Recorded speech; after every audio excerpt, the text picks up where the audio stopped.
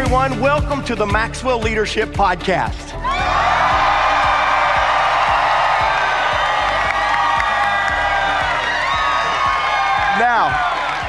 Now, if you're watching this podcast, you can already tell there's something new going on. I do not have 1,800 people in the studio with me today.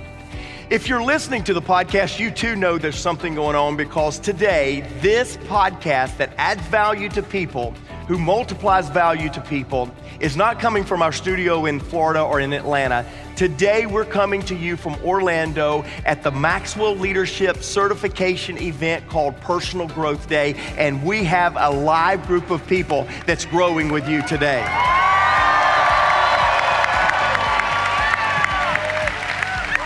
Now, my name is Mark Cole. You just are getting ready to hear from John Maxwell at a session that he did in Orlando that I promise you will change your life.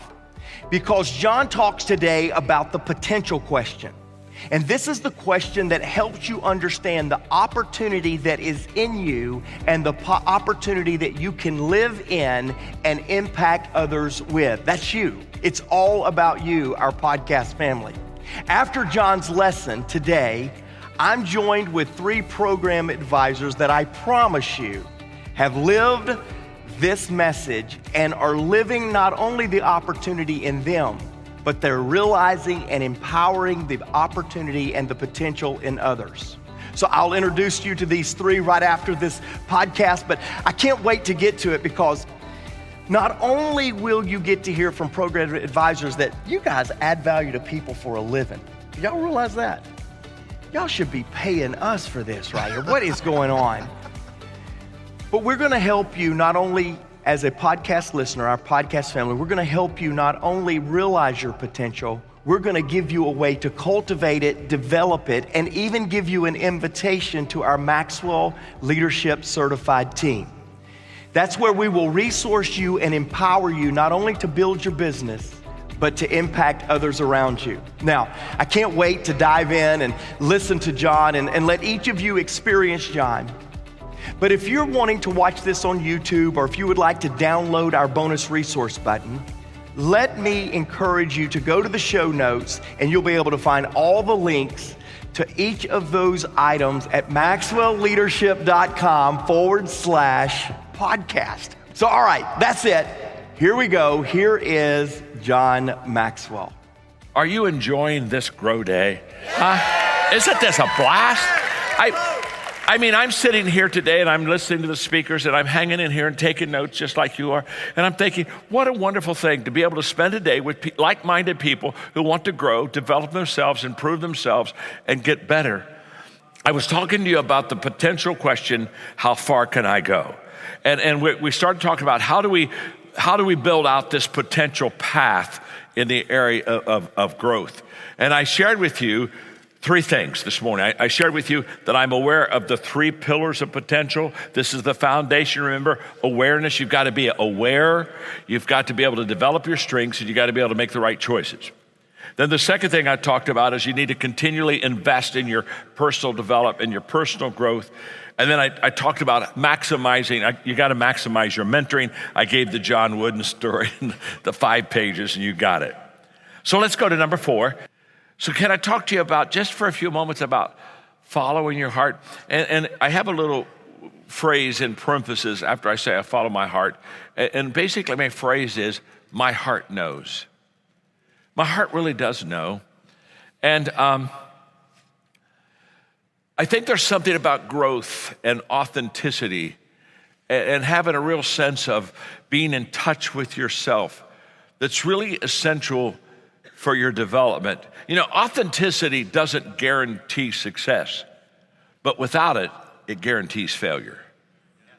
And I see a lot of people that have never been authentic or real or come to grips with where they are. And there's something that's beautiful about there are times when you have to follow your heart in your growth, because your heart knows. Your heart knows how you're wired, and your heart knows things that other people don't realize. I can still remember when I was beginning to write books. Obviously, I was a rookie. I was very green. There were so many things I didn't know. And I remember I told my publisher I wanted to write leadership books. And they discouraged me. They said, you don't want to write leadership books. Only 8% of the people read leadership books. And so if you write leadership books, you've lost 90%, 92% of your audience. They said, you don't really want to write leadership books. You want to go broader than leadership. And I said, but my heart's leadership, and that's what I want to train leaders. And so I have to write leadership books. And they said, well, you can write leadership books, but honestly, if you do, you just won't sell a lot of them.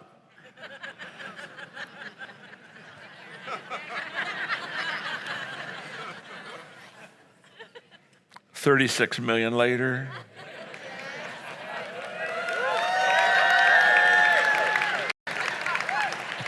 I'm getting out of the author pile. Huh? Are we okay? Huh? And I was willing to have not very many people have my book because I just had to follow my heart. Are you with me? I would rather follow my heart and be small than lose my authenticity and my realness and be big.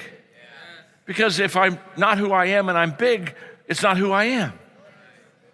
And there's going to be a day that I give account to God for my giftedness, but God's never going to hold me accountable for gifts I don't have. And he's never going to hold me accountable for dreams I don't have.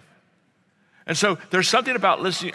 Well, in fact, the publisher also told me, because I like lists. And they said, you write with too many lists. You just have numbers everywhere. And I do. Every chapter I've got numbers. I mean, I just have lists. And they said, you can't sell books if you write lists. People don't want lists.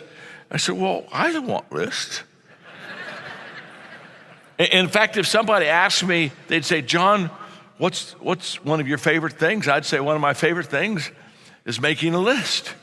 I like lists. Are you with me? And they said, well, you can't have lists. And I said, well, I'm going to do lists. I'm going to do leadership. And I'm just talking about following your, I remember 11 years ago when we started the John Maxwell team, the coaching company. And I had most of my friends and advisors said, don't do this. You don't want to do this. You've spent all your life building a reputation of integrity and leadership and authenticity. And if you start a coaching company, you're going to get some screw-ups in there. And they're going to do something stupid. And then it's going to be, well, John Maxwell coach murdered somebody. You know what I mean? And I thought, well, that isn't good. That really isn't good.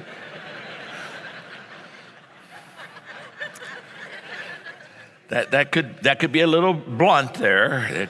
And I had to work through it. And one day I said, no, I'm going to give my name to you.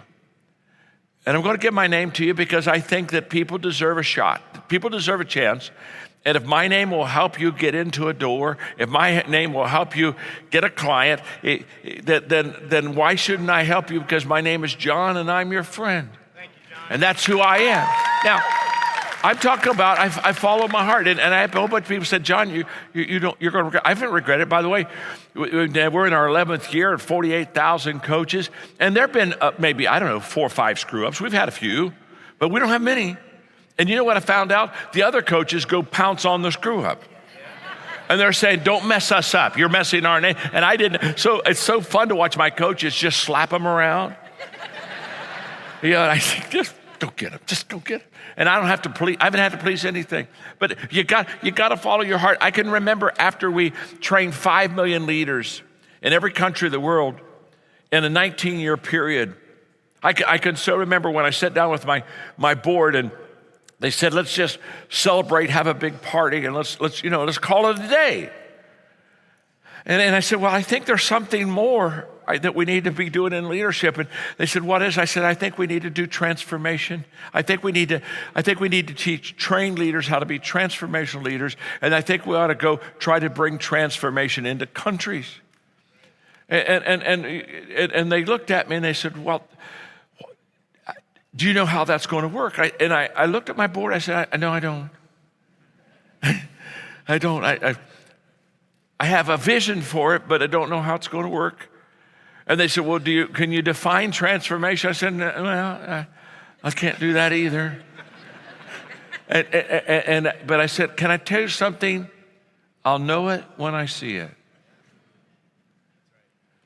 And I went to Guatemala with some of the players, and we started doing transformation, and that's when we learned values, and we slowly, now don't miss this, don't miss this, because let me tell you something. You can't think your way into greatness.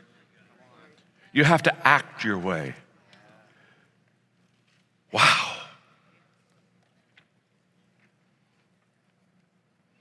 I call this action attraction. And what I'm saying is very simple. To reach your potential, you have to move.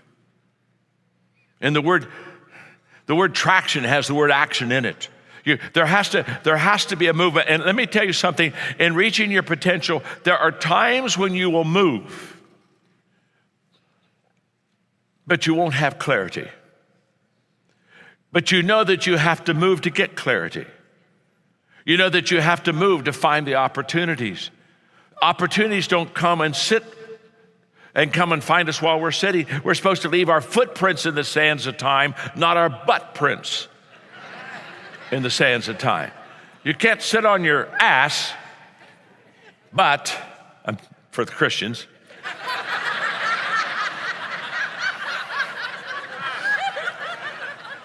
Is this, we're recording this, aren't we? If you're listening to this right now, my name is Mark Cole, I'm speaking.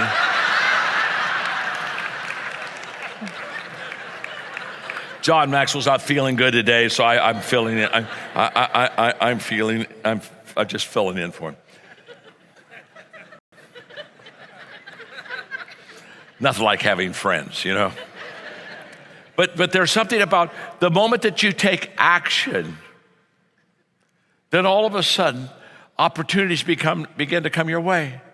And when you begin to move, resources move. Can I tell you something? When you stop moving, the resources stop moving. I run into people all the time who said, well, we were starting and then we stopped because the resources weren't coming. And I said, no, when you stopped the resources. And the vision, it always gets clearer as you move. The first day of your vision is the day that the vision is the most unclear of all. But when this action attraction, here's how it works. The moment you start moving, all of a sudden people begin to come to you that you would have never expected. And ideas begin to fill your mind, and you'll begin to have words that you begin to say. And none of this happens without movement. And so I'm just saying to you that follow your heart, because some of you have a dream that God gave you. What did they ask Mother Teresa? How do you feed the world? And what did Mother Teresa said? You start with one. And I can tell you something. You can't go from where you are to great. You have to go from where you are to good, to better. Great ideas don't begin great ideas. Great ideas begin as good ideas, and then they become better ideas. It takes several good ideas to become a great idea. It takes a lot of small, so don't despise the small dream, and don't wait. I've seen people not do the small things because they're waiting for the big things. And if you don't do the small things, you don't get the big things. Well done, thou good and faithful servant. You've been faithful over a few things. What's the master say? I'll make you ruler over many. But you don't get to be ruler over many until you've done a few. You got to start with few. And don't despise the few. Be so excited with three. Three's good. One's wonderful. If you can't change your world with one, you can't change your world with a million.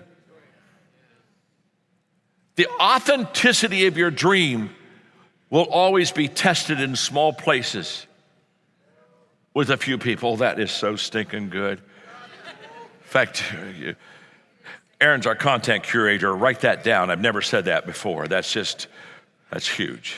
In fact, I've already forgot what I said. That's the problem. That's the problem. You get old and you start forgetting stuff. The other day, Margaret and I were in the car, and she said, John, we're forgetting everything. I said, I know, baby, we are. She said, we got to have a plan. I said, I know. She said, I got one. I said, what is it? She said, you remember who we are, and I'll remember where we're going. It's working. When we divided that load up, it's a lot better. It's just getting better. And what I'm saying to you is don't despise small, don't despise little. Don't look and say, well, this isn't really making a difference. It's making a difference. And by the way, if it's valid to make a difference with one, it can be valid to make a difference with 1,000,000. So just enjoy and embrace it where you are. Don't play the win game. Well, when I get there, I'll do it. No. Play the I'm in game. I'm in the game right now. So stay aware of that. Okay, so I followed my heart. Number 5. To reach your potential, one of the things I really work hard at is I have an abundance mindset. And we hear a lot about abundance mindset, so we don't need to talk a lot about it. It's the way we think. But all leaders have one thing in common regardless of country. I mean, I just did a worldwide trip around to Vietnam and Dubai, just came back about 10 days ago. And no matter what, I've spoken in, I think, 120 countries.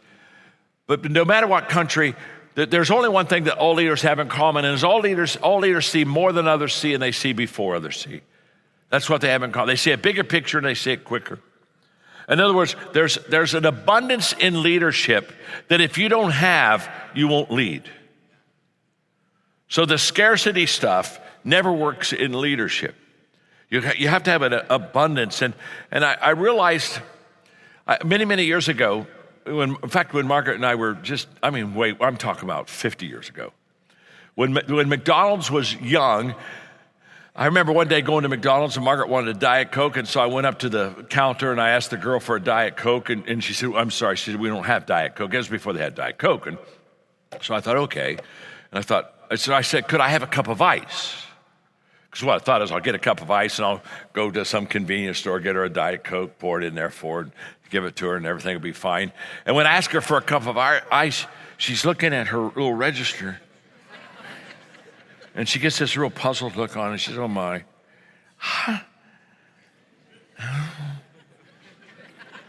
See, she can't find cup of ice.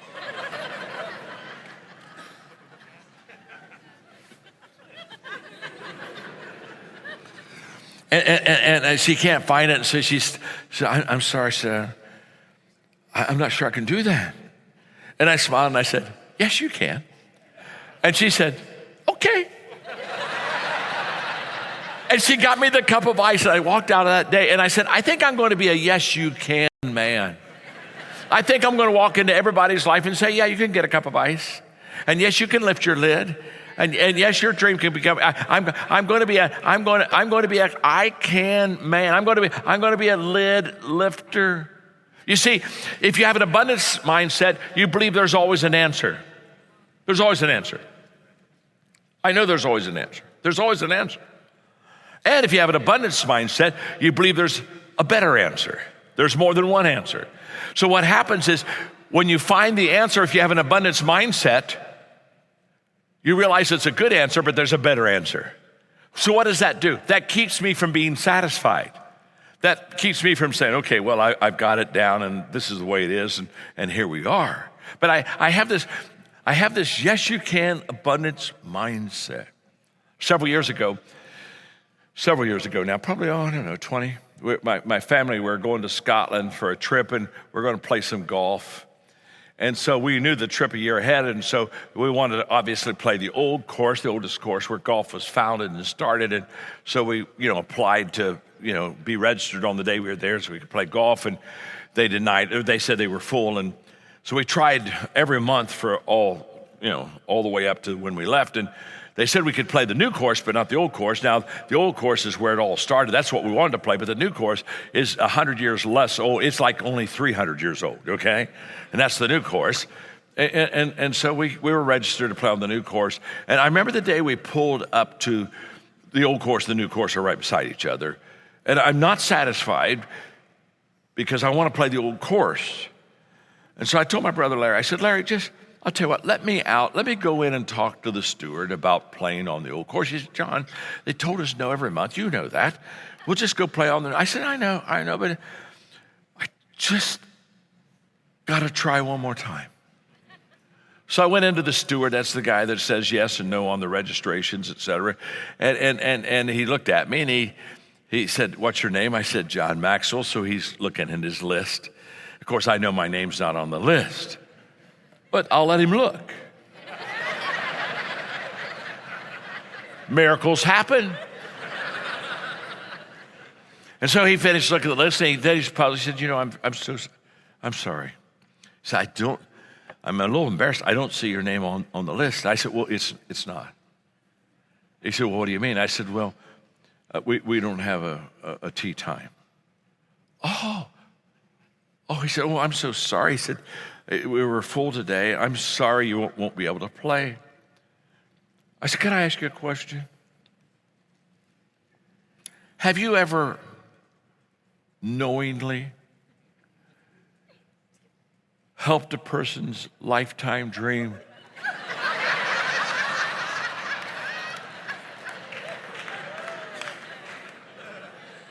come true? I mean, have you ever known where you could look and say, I made that person's lifetime dream come true? Has that ever happened to you? And he looked at me and he said, well, I don't think I have. I said, today's your day. And I'm going to help you make your lifetime dream come true by letting my lifetime come true. And he said, well, that would be wonderful. He said, honestly, I would love to be able to say I made, but he said, it's full. I said, well, let me ask you another question. I said, is it possible that somebody won't show up today? Well, he said, that's possible, but it's not probable. It very seldom happens because this is the most important tee time on golf in the world. And I said, I know that. But if someone didn't show up, could you slide us in? Well, he said, I can't do that because then you'd have to go get caddies. And by the time you did that tee time would be gone. Oh, I said, no, it's no problem. We already have caddies. He said, what do you mean? I said, we've already paid caddies for the round that we hope to play. He said, you've already paid them? I said, yes. I said, we want to be ready. We don't want to mess you up. We want to be able to slide right in and you don't have to miss a thing. He said, well, you probably won't get a play. I said, well, the caddies had a real good day. Well, and then he kind of smiled. He said, okay. I said, let me ask you another question. Now, please, you got to understand, there's always an answer. Listen to me. There's always an answer. There's always an answer. I said, do you ever have anybody come a little late? They just kind of, I don't know, they got into traffic. And he said, well, that happens once in a while. I said,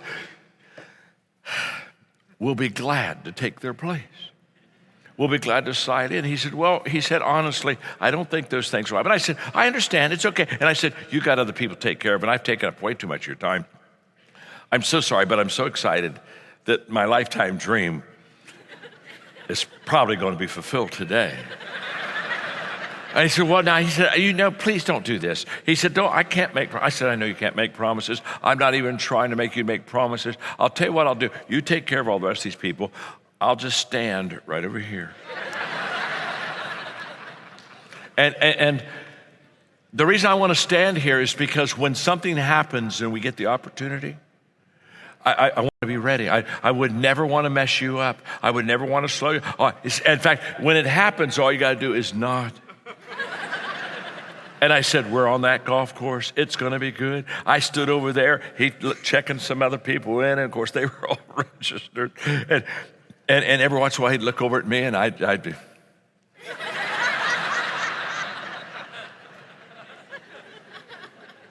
The third time he looked up, I've probably been standing now for 30 minutes. He looked up and he smiled. And I knew that I had him. I had it. I don't mean this unkind. It's going to happen.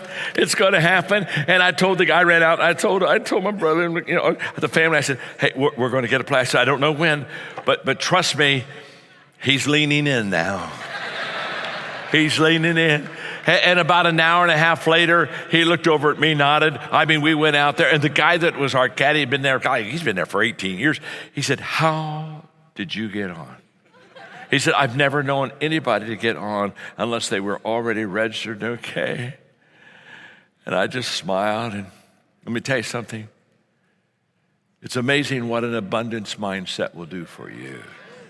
Hey, listen, you're shutting doors that people haven't even shut. You're knocking once on the door, and you're going back out to your car and say it didn't happen. That abundance mindset, just have it. And then another thing to hit your potential, I hate it. That clock is going too fast. I hate it. It's just, okay, now just give me a second. Dear Lord, what I really hate is this is my conference, and I can't even stop the clock. Good Lord, I mean. So number 6. Am I on number 6? Number 6, to reach your potential, I give up to go up. The greatest challenge of tomorrow's success is today's success. And the only way that I can keep reaching my potential is to give up today something so I can have something greater tomorrow. Your life is a series of trade-offs. Everything that you need in life and everything that you want in life, but you don't have it, the reason we don't have it is because it's outside of our comfort zone. So what do we have to do? We have to get out of our comfort zone. Trade-offs are all about getting out of your comfort zone. And the higher you go, the higher the price. So we make trade-offs all the time. I make trade-offs every few months. I have to make another trade-off. And by the way, the higher you go, the harder it is to make the trade-off because you got more. I love people who say, you know, when we started, we gave up everything. And I said, of course you did. You didn't have anything to give up. Good Lord, you had nothing. But as you go higher, are you with me? You go higher, you have absolutely more. I've made 7 major career moves in my life, and 5 of them, I went for a lot less money, a lot less prestige, but I went because there was potential there. And remember this, you don't leave something, you go to something. Don't do, if you leave something, guess what? You keep turning around. You keep looking back and saying, oh my gosh, wow, I've lost some friends, and gosh, I lost my title, lost my parking place.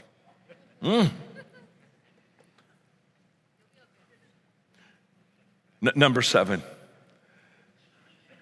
Number 7, I prioritize very well. To reach your potential, you have to continually prioritize. And here's why. Activity is not necessarily accomplishment. And so therefore, when we're in activity, when somebody tells me they're busy, it really doesn't mean a lot to me. There's a lot of people that are busy, and they're as ineffective as can be. It's not how hard you work, it's how smart you work.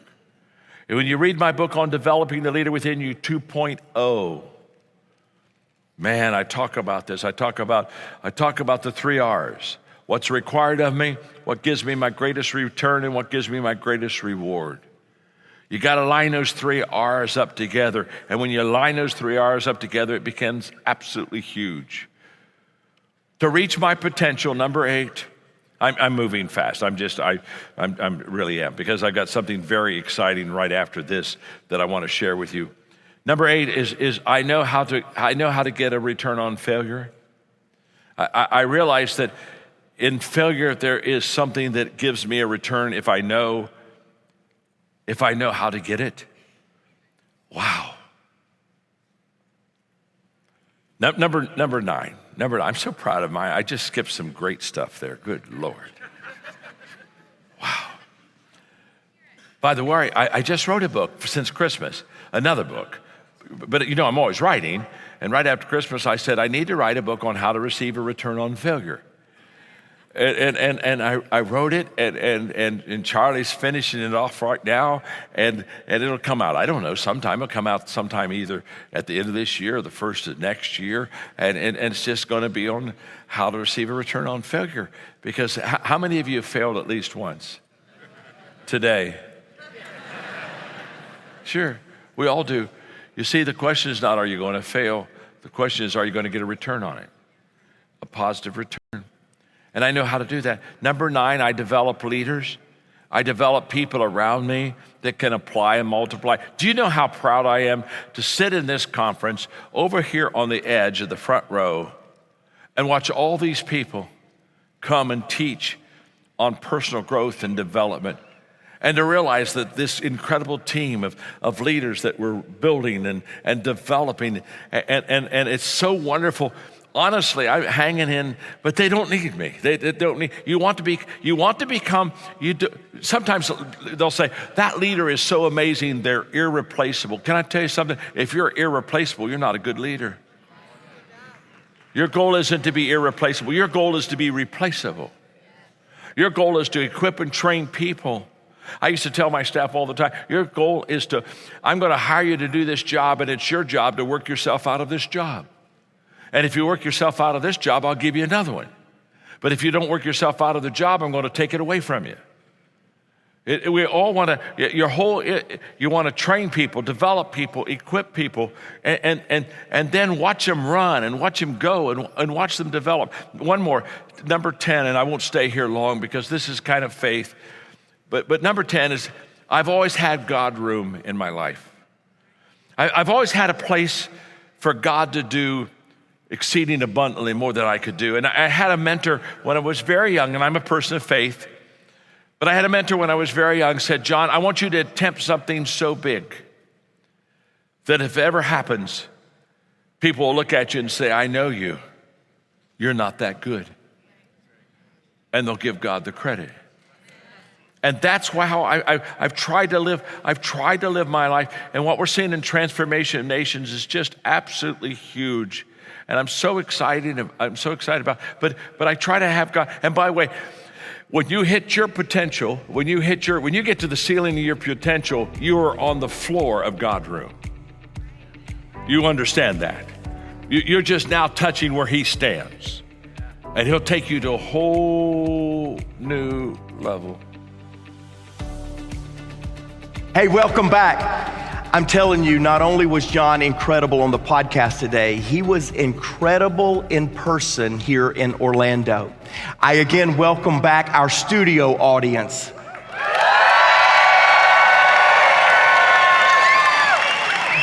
Over the next 48 hours, we've just finished an incredible 7-hour experience, but over the next 24 hours, we will be spending time with our Maxwell Leadership Certified Team members.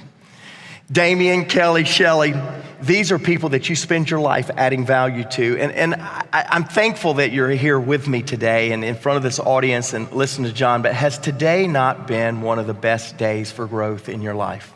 Absolutely incredible. Amazing. Amazing. I agree. Well, see, what I'm so excited about is you connect people to their vision, their mission each and every day.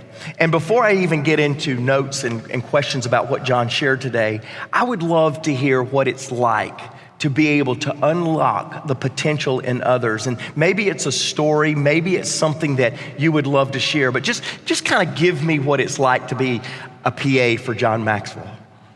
Let's go with you first, Kelly. Well, thank you, Mark. We're here and we're talking about from success to significance, and we're here to connect you to something that's very important in your life, possibly your dream. Maybe it's a dream that's so big you never even shared it with someone, right? So this is very important to us. So it means a lot, right? But here's the thing. I'm a better person because of you. So I get to win. So every day I get to do that for a living. I get to earn income and do what I love and connect people to what's important. And guess what? If I can touch your life, I know you're going to touch the lives of many more. So thank you for that, and I live it every day. So Shelley, talk to me. John talks about 3 types of people. He shared with it today. Confused people who don't know what they would like to do with their lives. Then he talks about frustrated people who do know what they want to do with their lives, they're just not doing it. And then finally, he talks about fulfilled people. Can you tell a story of someone you've worked with, someone that you've invited on the team that's now living their best life? I absolutely can. I'll never forget, it was around 2015, and the voice on the other end, she just sounded sad, she sounded tired, and she said, you know, for 25 years I've been a mental health professional, and I love what I do, I love to serve others. I'm getting ready to retire, and I could hear some seagulls in the background, and I thought, where is this lady? And she said, the beach is my place, Shelley, and you know, I have a good friend, and she said, I know you're retiring. I have to tell you, I've joined this team, these most incredible place. It's an opportunity for you when you retire. You check it out. And she said, I don't know why I'm on this call, but I trust my friend, and I'm going to be retiring. Shelley, go ahead, give me the details. So I shared the details, as I got to know her, she said, I think I'm liking what I'm hearing, and I love the fact that John will share his intellectual properties, resources, so I can take that back into my, professional, as a licensed professional. I'll use that with my clients. So she enrolled in the program. Well, a couple months later, the phone rang, or I called her. She had an appointment, and it was a different lady. She was in Massachusetts. She was excited, and she said, Shelley, I have to tell you something. I have to share a story. Those resources, I went ahead, I picked them up. I ran my first mastermind where she was a facilitator. John gave her the rights to those intellectual properties. She said, I had some clients, I was a one-on-one with my clients. I decided to do a little group session. And we went through the writings of the 15 invaluable laws of growth. She said, I've had this client for years. He called me crying at the end of the session and said, I've been a scientist in my company for over 8 years, and I've been trying to get my message and an invention that I've had out there. Nobody would listen to me. But I attended your mastermind, and we went through the writings of John Maxwell, and they've accepted my invention, and I know it's because you have the resources. And she said, Shelley, when I first met you, I didn't know why, but I'm ready to continue my why long after my retirement, and that's to continue to change lives. That's what it's all about. We need to pay you guys. Those are the calls we love. You know, John today talked in this room about investing in yourself. How do you add value to yourself and make yourself better? And what I love about each of you three, as well as all of you podcast listeners, is the discipline, is to add value. Damien, I'd love for you to tell us, how do we move at Maxwell Certified Team, how do we move people from success to significance? Thank you, Mark. In the Maxwell team, we believe in our members. And many times we believe in them more than they believe in themselves. And when they come into the program, what we try to do is to help them stop fighting invisible dragons. Yeah. You know, sometimes you have a dream and you've been given a glimpse of the potential impact that you could have in people's lives. But at the same time, you also bring with you doubts, insecurities, feelings of inadequacy. And so depending on which voice you listen to, that can get stronger. And so what we try to do in the team is we try to help you build your confidence so that you can take action and not die the death of 1,000 what ifs. What if I'm not good enough? What if I'm not ready? You know what? We tell you to jump and grow your wings on the way down. Yeah. Chris Robinson tells us, learn a little bit and do a little bit. Because here's what we know. Perfection is not required. The heart to serve, the heart to add value to people, the heart to make an impact, if you would just take your eyes off of yourself, use the resources that we give you, trust the process, and step into growth, you can make a difference in someone's life. And we see it time after time after time again and again, team members coming back and saying, I did what you told me to do, and the results were incredible. And so what we try to get our team members to do is to borrow our belief that more is possible and that someone is waiting to hear your voice, your story, to take these resources that we've entrusted you with and to just let them flow through you. Because John teaches us that we should be a river and not a reservoir. Yeah. Come on.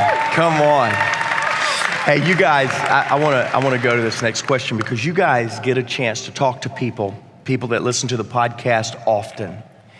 And really what I would like to know is, what is the biggest obstacle you see? You talk to hundreds of people a week. What is the biggest obstacle that holds people back? And any one of you can kind of jump in. I'll start.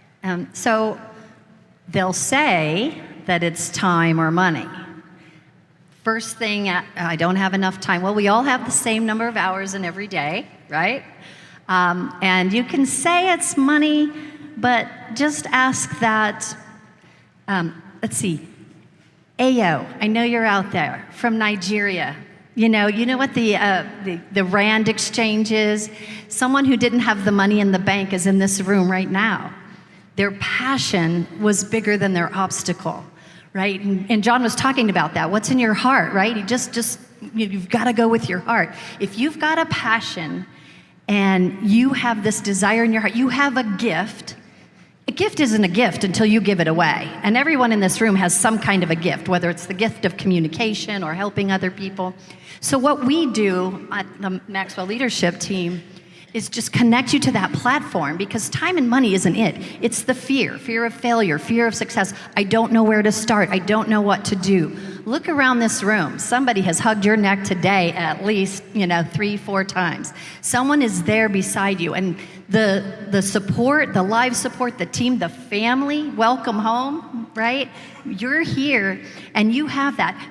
And the resources and things that Shelley was talking about with her. So we give you the platform, we give you the resources, and we give you the support to do like Damien said, right? Live your dream, follow your heart, and you have all of that, and guess what? You're never alone. In this room alone, 1,800 people, but 46,000 all over the world and growing. So, yeah. Shelley, what is the biggest obstacle you see? When they get on the call, we know, and when you guys got on a call, that you're not the type of person that just jumps on ads and calls. And so we get into what I call our zone, and we just want to be there for you. And as we get to know you, there's always something you're looking for, and you just don't know how to get it. It's the missing link. It's the gap. And as we talk and we get to know each other, you start sharing, gosh, everybody says I should do this or I should do that. And I'm working 1 million hours. Again, like Kelly says, I don't have the time, or, and then but there's something so deep in you, and you're called for something so big, yet we know what's on the other side, so we could just pour on top of you. So we value every minute, and it is so special to us. But the obstacles, like you say, Mark and Kelly, it is the fear. It's that, I'm going to talk to my husband or my wife, and they say I invest in all these things, but they never work out. And so we do our best to help you get out of your own way. And some of you don't even realize, I'm not saying you in particular, maybe you have a really tough time getting out of your own way. And you're running at the speed of lightning because you're living that life of success, but you want to leave that legacy for your children. You're ready. And that's the biggest thing I hear probably more than anything is people saying, I'm so, I've got the success, I've got this, or I want that, but I want to leave that legacy for my son. So Damien, I come off of being a program advisor. I've done webinars with you. We did one recently. Talk about you. How'd you overcome the obstacle in your life to join the team, and now you're a product of the product? Just give me about a minute of your story of overcoming that obstacle. So Mark, when I joined the team, I was sort of a couple years into serving in ministry. I didn't grow up with a family that went to church, but I was new in ministry. And my pastor would call out the greatness, because many of us have people that can see our potential and will speak to that, right? But I didn't see it in myself. He said, Damien, God has put greatness inside of you. The challenge for me is that he couldn't give me a strategy or a plan or a process to extract that greatness. And when you know that you've got more in you and you're not extracting that more from within you, you get frustrated. And so it was a leadership conference one Saturday morning. The speaker came and he was friends with John. And he said that my friend John is opening up a leadership development program. He's going to do speaker training. And when I heard speaker training, I said, John Maxwell, I've read some of his books. I think I know this guy. I think I can trust it. And after that Saturday conference, Sunday, the preacher preached 4 services. I came home, and that irritation came back to me.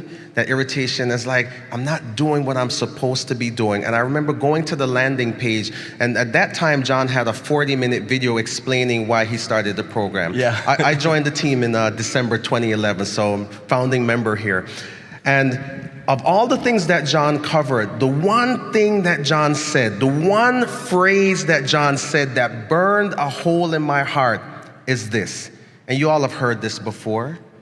It's, I want to make a difference with people who want to make a difference, doing something that makes a difference at a time that makes a difference. And for me, that was the calling card. I knew I wanted to be around a tribe of people that was doing something that mattered. I wanted to be equipped for success. And so when I got on the call with that program advisor at that time, I just said yes and jumped all in. And here is the decision that I made.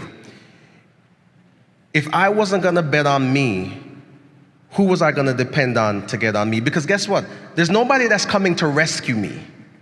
And for some of you that are out there, you know that there's more inside of you. And can I just tell you, nobody's coming to rescue you. You've got to bet on yourself, right? So if you know you've got that more, you feel it in your heart, there's a passion that burns, then this is a place that you can trust. It's a place for you to belong, and it's a place for you to be surrounded with like-minded people. Wow. So as you can tell, podcast viewers, podcast listeners, our challenge to you is exactly what we started with John's content. This possibility mindset, this understanding that within you there is an opportunity. You know, 10 years ago, 12 years ago, we made the same decision that we made today. And that is, are you willing, as Damien said, are you willing to invest in yourself? Are you willing to make a commitment to yourself that you will be better? Today, we've talked to our program advisors, and I've got to tell you, I want to challenge you listening to the podcast today. Join our team. In fact, you can go to maxwellleadership.com/join the team. And you too can be in the room with us on August the 14th, betting on yourself, because John Maxwell, we, our program advisors, Kelly, Shelly, and Damien, we all are believing in you. And we want you to believe in yourself. Today in this room, today so many of us have found out what you in the podcast have found out. And that is, if we want our world to be better, we've got to treat ourselves better. We've got to believe in ourselves better. So I'm excited for you guys. Can you in the audience today, can you help me thank Kelly, Shelly, and Damien? Give them a big round of applause.